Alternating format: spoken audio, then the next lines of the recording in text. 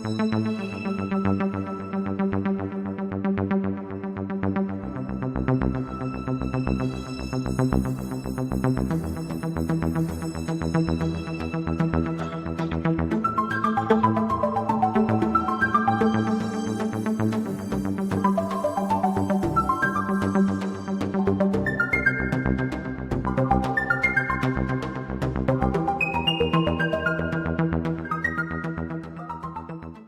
we're live.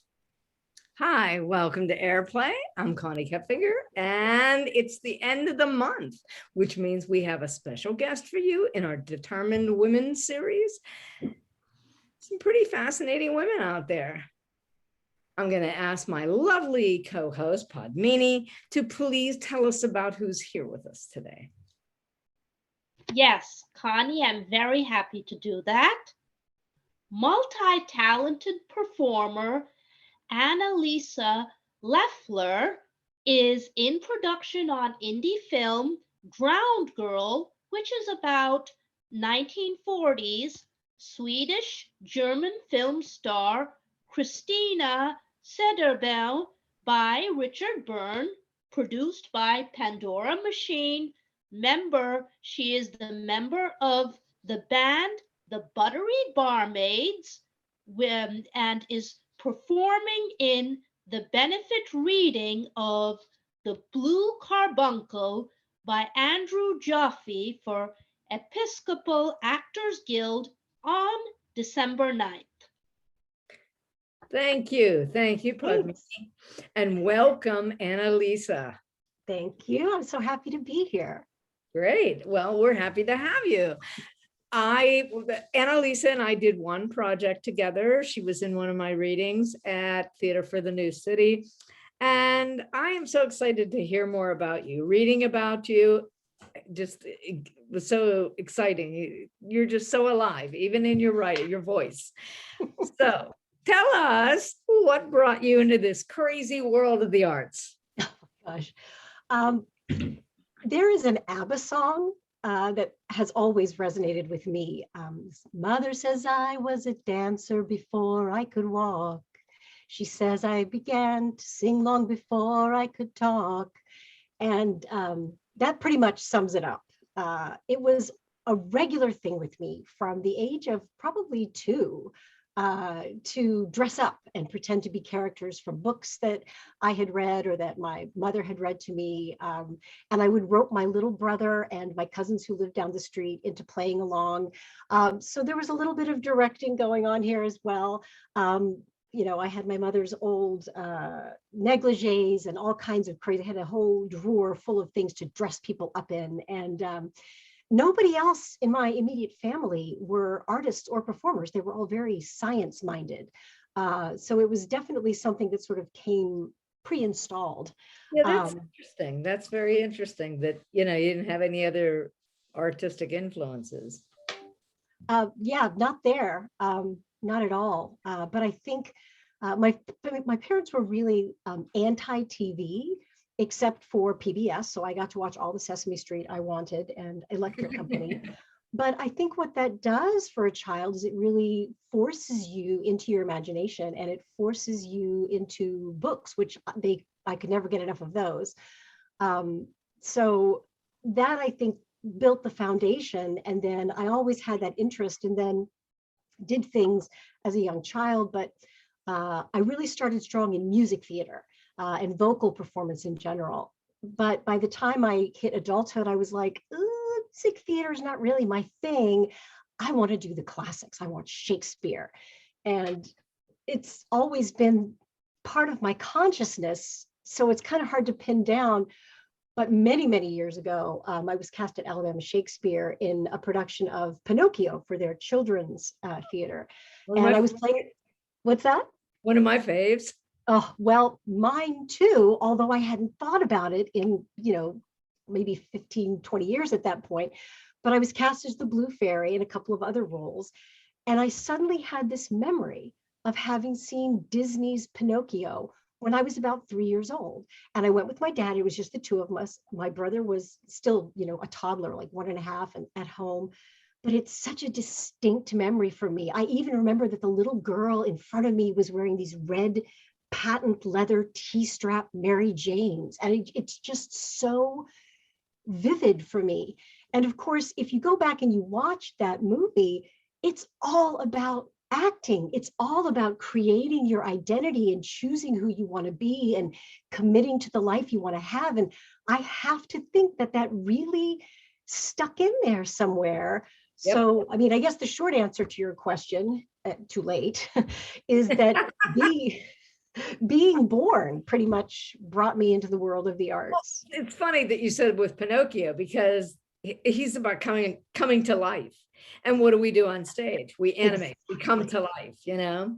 Yep. So I think the theater is the secret to life and death. So that's what my next play is about, you know, like how we understand the whole process. So it is process. We're part of a creative process, and life is a process, you know? But when did you, I mean, you've devoted your entire life to this.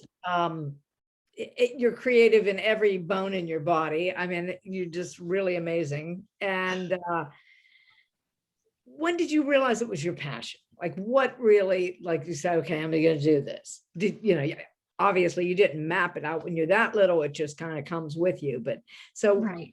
How'd you know it was your passion? That is such a great question. Given the fact that I've been into this whole concept since I was essentially a toddler, and then once I hit kindergarten and grade school, I was like in a play every year, and I loved it. It was just something that I did, but I don't think, and I did it always, but I didn't really realize that it was something that I had to have in my life, probably until I was in college. I had a totally different life mapped out for myself. I was going to get an education degree and go teach English to people in foreign countries so that they couldn't be proselytized by religious missionaries. Nice. Which is obviously not what I did. But around the time I was 18 or so, I was nominated for an Irene Ryan Award, which I did not win, but the nomination was kind of this big wake-up call. And I suddenly realized, what happens if I'm 40 and I wake up one day and wonder, what if I'll never be able to live with myself? So I completely changed track and switched my major to theater and started auditioning for, and very luckily booking, professional jobs, as opposed to doing like school productions or community theater. And it just never stopped. Cool. So where'd you go to college? I did my undergrad at Bethany College in Lindsborg, Kansas. It was a Swedish Lutheran college with about 800 students. So it didn't even have a theater major. I had to end up writing my own major. And then I went to graduate school at the University of Delaware. Oh, nice. I've been there. That's a nice school. Mm-hmm. It's a great university. So in college, or before or after, who would you say was the one person that really influenced you? I mean, everybody has a mentor story. I haven't. My father died my last year of college, and so I was in a funk, and I ended up getting an award, and I couldn't even think straight, but I met my mentor, Catherine Houghton, and she just really took me out of my own head. So we all need that person that's a mentor to us. Who was your person? That would have to be my college theater professor, Bob Amsden. He's retired now, but when I made my major switch, I was at that small private college in Kansas, and it didn't have a theater major, but it did have this amazing program that I didn't even know existed until I wanted to switch majors, called EBE, Experience-Based Education.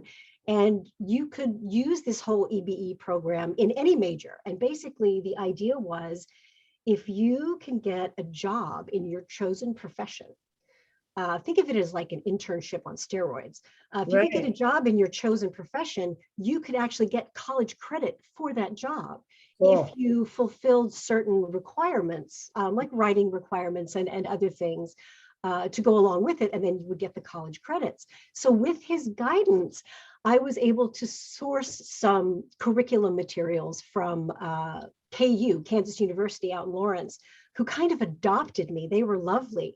But with their help and his help, I basically wrote my own major, doubled with English. And this included working a full season at a professional music theater in Wichita.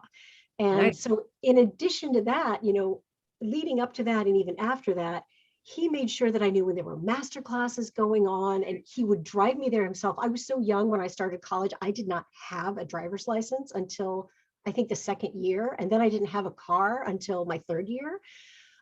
So he would drive me to auditions. He would drive me to master classes. And it's not like this guy didn't have a Oh, life of his own.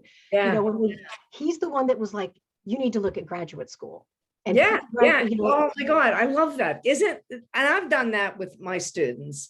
I mean, I taught for over 10 years at major universities at Penn State and Carnegie Mellon and different places. And when kids, people say, oh, college kids are grown up. They're not grown up. That's your most volatile time. I mean, obviously your 2-year-old, 7-year-old, those phases of development, but going into adulthood, you're not an adult in college. You're really lost. And so for somebody to take your hand like that, that is a mentor. And that's very important. I think that people don't realize that a college professor can either make or break a student.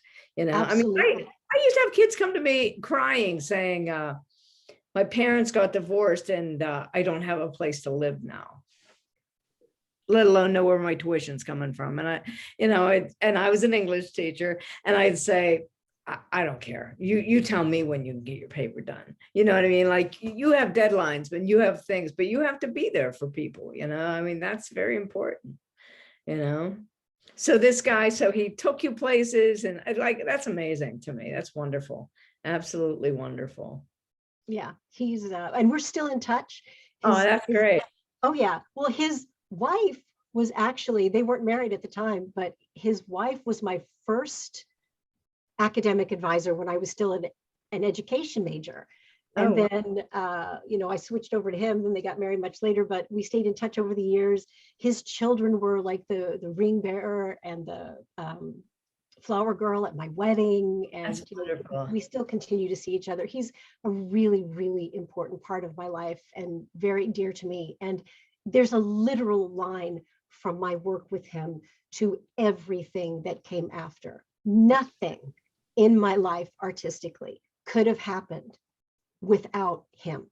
Isn't that funny? You should write about that. That's wonderful. That's because one of the things that, when you say literal line, that's one of the things that I've been working on my pedagogy formative stages, because I believe that we all, and this is the connection with acting, the one thing that unifies all the arts, the interdisciplinary link between all the arts, is the line. And we actors use lines, artists use lines, we live lines in our own life daily, and understanding a line means understanding your alignment with yourself in the universe, yes, horizontally and vertically. You know what I mean? And that's the one thing. That's why I think that, the theater is the place where you can get yourself organized so that you can have, people call people in the theater stars. That's because you're aligned with a venue to be able to bring more light, to bring more, to shine. And, why do people go out of their way when you talk about community theater? What other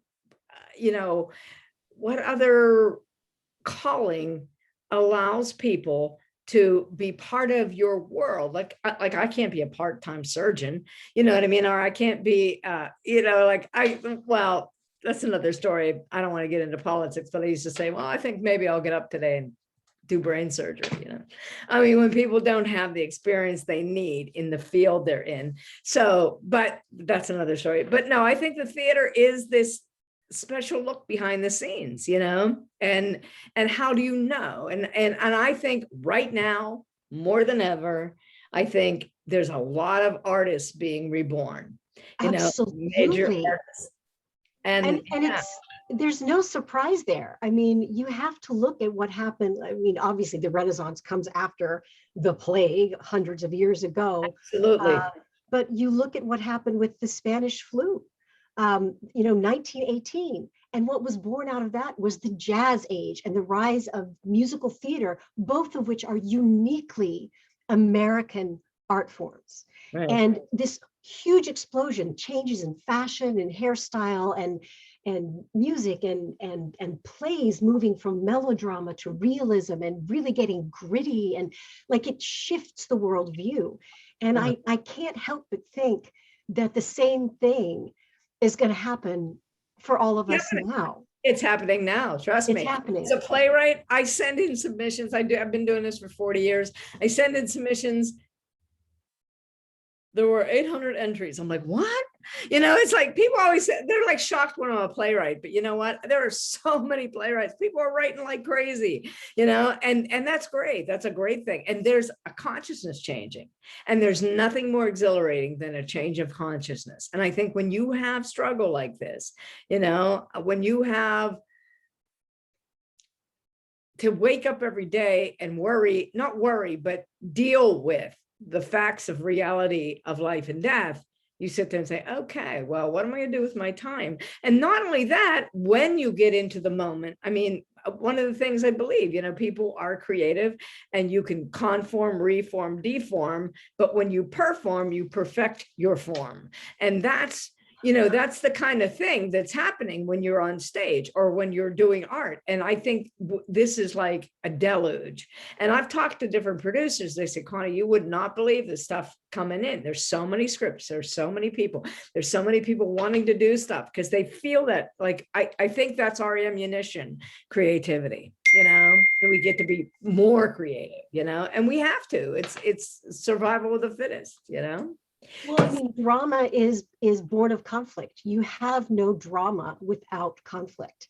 Yes. And so absolutely. when you have a long period in society where, a large amount of people are very comfortable, they become complacent. And I think our antenna for drama kind of die a little bit.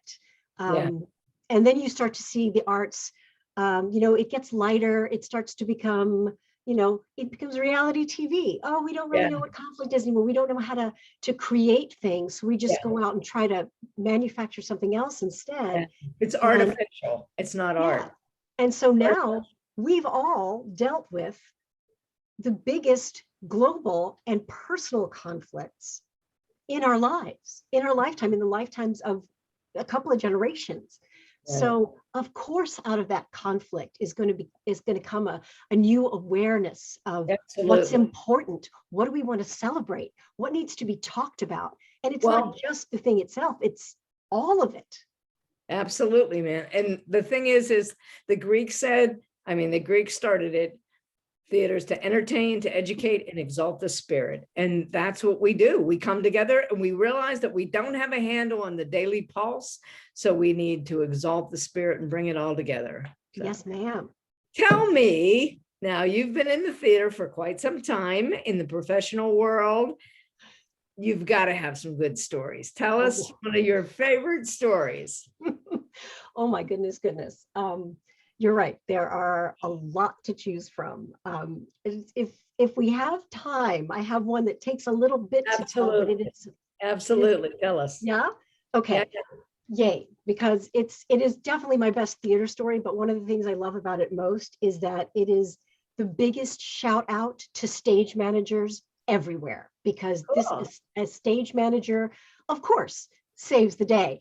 But I think this is a rather unprecedented way of saving something. So I do think that most of our really great theater stories are about disaster averted or disaster solved in the moment. I mean, that's the delight of live theater is, it's not like going to NASCAR where I went to NASCAR once and I did not go looking for the car wrecks, but I know a lot of people actually do want to see stuff explode. And so that's not why we go to live theater, I don't think. But the fact that it can happen, that anything can literally happen, makes it exciting. you don't know. Is the kid in the show going to go off the rails? Is the pet in the show going to do something nutty? You know, what's going to happen? And so my favorite stories to tell on myself are about disaster averted. So having done this for so long, by the time I got to to the late 80s, I was a total perfectionist. I had rarely missed a cue, dropped a line, dropped a word. I was like insane about getting everything correct. So imagine my surprise when I dropped one night an entire act of a play. How? And it did What not, play? What play? did not know I had done it. Oh, wow. Okay, so I've kind of given you the punchline, but not really, because the punchline belongs to our heroic stage manager. So I was playing Nora in Doll's House. Oh my God. I had wanted, and if you don't know Doll's House, this is what I can say. She's on stage for the entirety of the play, except for a short scene at the top of the last act. And it's about a 2.5-hour play. Yes. So it starts with her coming in and she's all by herself and she's futzing around and doing her little happy thing. And people come in and then they drop a bomb on her and then they walk out and she processes out loud by herself in front of the audience. And then the next person comes in and drops the next bomb. And so I stupidly started thinking of those interim bits as interim speeches, instead of thinking them as the piece that comes after this scene and the piece that comes after this scene. And so in the second act, there are 2 interim scenes that have her children in them. And so what I did, but didn't realize it, now thank goodness it was the final preview performance, but there were 300 people in the house. Oh, geez. Yeah. Packed house, packed. Yeah. I said the first half of the first interim speech at the top of the second act and somehow skipped to the last half of the last interim speech in the second act. Oh, and didn't know it. So la-da-da-da-da, doing the thing and having my lines and saying my speeches, and I give the cue line. It's right before Dr. Rank comes in. There's a very famous scene. It's called the silk stocking scene. Yeah. And so the guy that was playing Dr. Rank was really green. He didn't have a lot of experience. And also there's these huge swaths of the play where like it's all about Nora, right? So I knew that, you know, some of the supporting characters would sit back there for 30 or 40 minutes and they'd like play cards and stuff. Yeah. It happens. It happens. Yeah, and so the stage gotta stay awake. What's that? They got to stay awake, right? They got to stay awake. You don't want to listen to me over and over and over, night after night after night. Nobody can do that. Exactly. So I figured he'd just gotten really involved in his card game and blew his cue. So, you know, I covered a little bit for a few, seconds or whatever, and gave the cue line again, and nothing happened. So finally I walked up stage to the French doors and threw them open and looked down the hall and said, "Why, Dr. Rank, how nice to see you." And I hear this explosion of activity backstage. And I'm thinking, oh, the poor thing, he is going to be so nervous and upset. I'm going to have to do everything I can to just really engage him and pull him in and get him out of his head. Arrogance personified would be me. Yeah. So he does. He comes crashing in. He is indeed pale green. He is shaking in his boots. I am like, oh, it's Dr. Rank, la, la, la. We sit down, we have this lovely scene.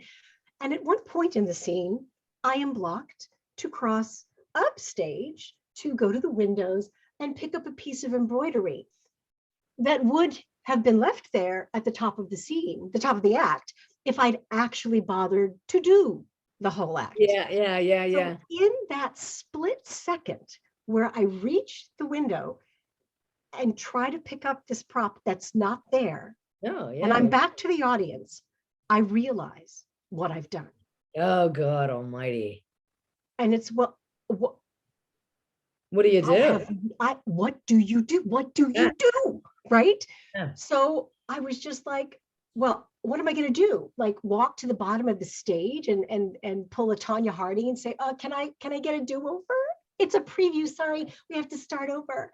I'm not going to do that, right? So I was just like, you know what? I am just going to keep going until I can't go anymore.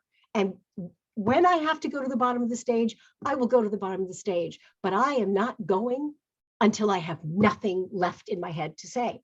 So I turned around with that out the embroidery, and I walked back over to the table, and we locked eyes, and I could see in his eyes that he knew that I knew that I had really screwed up. And now he's the one who's like, I gotcha. Just nice. Right? So gorgeous. So we keep filing out the scene, and like the rest of, the whole play, we're done with the scene, and he leaves. And I have to do my next interim speech and wait for the next bond to drop. So I'm like, okay, he leaves. And by this time I have figured out what I've done. Yeah. And so I'm like, all right, I'm just going to do the last half of that first interim speech and see what happens. I can hear stuff going on backstage. I did the entire second act and didn't drop a word. It was all in there. It just wasn't the original order that it was written in. And here is how it happened. That stage manager, who happened to also be playing Helene, the maid, who basically comes in and announces all the new people. She had lined up all the cast members at the back of the backstage. She had taken the script out, the running script, and she had taken all the scenes out and laid them out and started shuffling them around. And she was like, get ready. I'm going to tell you when to go. It's not when you think you're going to go. You're just going to go when I tell you. And because she was also playing Helene the maid, she would go in and tell me who was coming in. And I just had to go with it. Nice. And somehow we got the whole thing done. And that's where we actually took our intermission. And the director was standing backstage ready to catch me because he knew me well. And by the way, the director, my mentor, my college mentor, Bob Amster. Oh, cool. So he was back there. He was ready to catch me. He knew that I was going to be hysterical. But we got through it. And I defy anyone to tell me a more heroic stage management story. You're lucky the ghost of Ibsen didn't show up because, No, but what's funny? You're right, and you're talking about the magic of theater because, where else? We call actors to be schizophrenic. We want them to be on the moment, but they got to know the ending, and that's amazing that you could actually go and reshuffle reality for yourself. And then that stage manager, I give her an applause for sure. Molly Anderson. It needs to be said, Molly Anderson. She doesn't she was an actor in her own right, and she doesn't act anymore or do stage management, but deserves a named shout out. Now, can I tell you one other little thing about this, just to put a cap on it, kind of brings it home, I think. I had wanted to play Nora for as long as I had known about Doll's House. By the time I got to her, I hated her. I thought she was weak, but because she was weak, she was lying. I was in my 20s, my very early 20s, or maybe I was 19. I was really young. I think I was 19, and I was unsympathetic, and I was just like, oh, how can she make these stupid choices? Why doesn't she just stand up for herself? So I was having a hard time finding Nora, right? Well, I found her that night because that is what Nora is all about. She's got so many lies that she has told everybody in her life. And once the dominoes start to fall, her whole life is going to fall apart. And that's what happened to me on that stage. I thought at any minute I was going to have to go to the bottom of the stage and say, I screwed up. I'm a fraud. And after that, I loved Nora with all my heart. Good. Okay, so let me ask you, with all that going on that night, when you left the stage, when they say it's the door that slammed around the world, and that's how powerful that piece is. Just for listeners that don't know the play, Nora, A Doll's House is about a woman who is being controlled by everybody and being told what to do. And she's like a little doll. Her husband won't even let her have cookies. that bumps me out more than anything because I'm a cookie freak. But anyhow, you know, the thing is that when she walks out of her marriage, walks off that stage, that was called The Door That Slammed Around the World. I want to know, Annalisa, what was in your head that night when you said you came to know Nora? What was in your head about her? Like, what were you thinking as you left the stage that night? Wow. Not as an actor, but as the character. I mean, as the actor, it's like, thank God I'm out of here. But, you know, it's like, as the character Nora, what did you learn about Nora that night? Well, I certainly learned about her vulnerability, which is something I was resisting in myself as a human, which is why I think I was resisting it in her. Yeah, we all so having found that vulnerability, then having to turn around and find that courage, because she's not just leaving her marriage, she's also leaving her two extremely young children. We're talking like 4, 5, 6, like really young kids. And this play was written in the 1800s. So this was unheard of. Divorce was not considered. Women did not leave their husbands and their children. I mean, you have to look at this as being really a very early feminist moment. Absolutely, man. And without getting too super personal, you know, my parents were having a really difficult time in their marriage at the time too. And so there were certain parallels that I could see between Nora and my mother. And I think there was a certain piece of me that said, this is for you, Mom. Nice. This is for you. Maybe someday you can do this. Nice. Well, we're just about out of time, and I want to thank you so much, because theater does help us. And when we perform for somebody else like that, you know, and I think Ibsen wrote that play to show us what we can do. You know, the characters are larger than life, and that's another reason we do theater. So thank you for sharing. That was a great story, and just absolutely stunning life. Thank you. Thanks for sharing, inspiring, and being on Determined Women.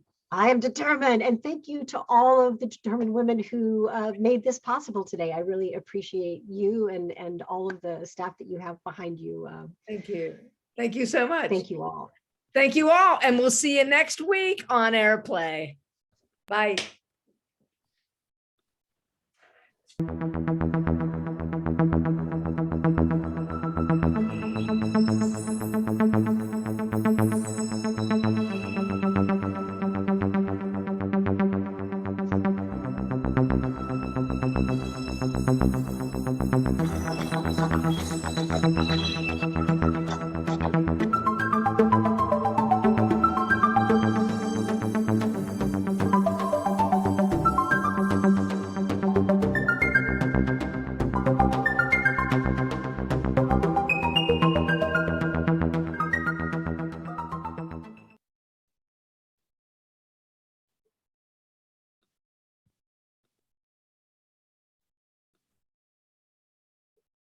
And everybody's gone.